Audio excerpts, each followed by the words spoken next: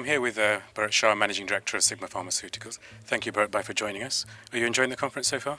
Very much so. It's my first time in the Dominican, and it's wonderful.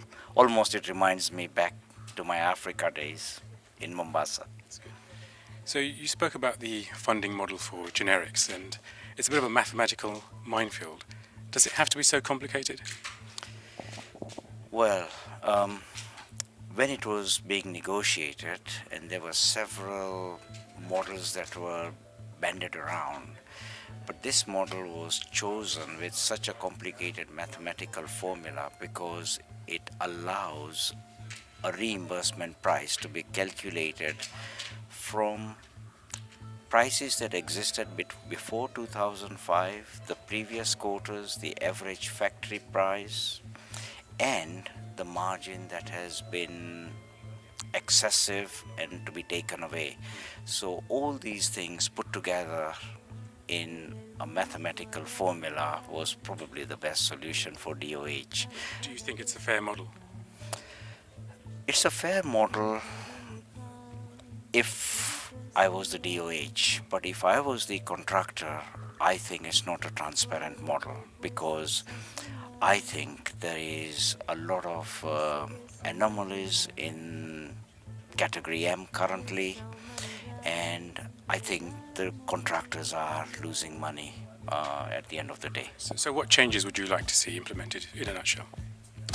I certainly would like A, more money to be put into category M, B, transparency of category M, C, more importantly, I would like a minimum price of a pack of generic.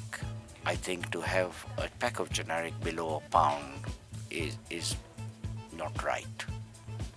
In your presentation, you said that pharmacy had saved the Department of Health £2.2 billion in category M since 2005, but this money has not necessarily been invested into pharmacy. What's your view on this? Well, when category M was negotiated, it was made very clear that the money taken out of generics by category M would be put back into services, which was the new model for pharmacy. It seems as if this has not happened, or if it has happened, it's not happened in the quantum that it should have. I certainly think it's not good for pharmacy, and this is one reason pharmacy is struggling now, because there isn't adequate money put back for services that we are being asked to offer. So what should community pharmacists do to get their voice heard in this regard? They certainly should lobby, and I think there are organizations like Pharmacy Voice, IPF, NPA.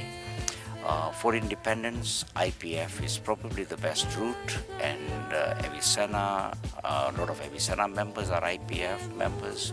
I think these are the organizations which get represented and talk to PSNC, DOH, GPNC, etc. And a voice should be made through these organizations about the problems in generic reimbursement.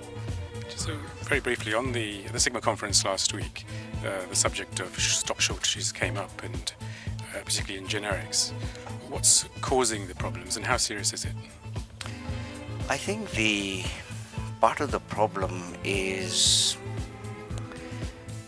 less manufacturers are making generics because they've gone too low in prices.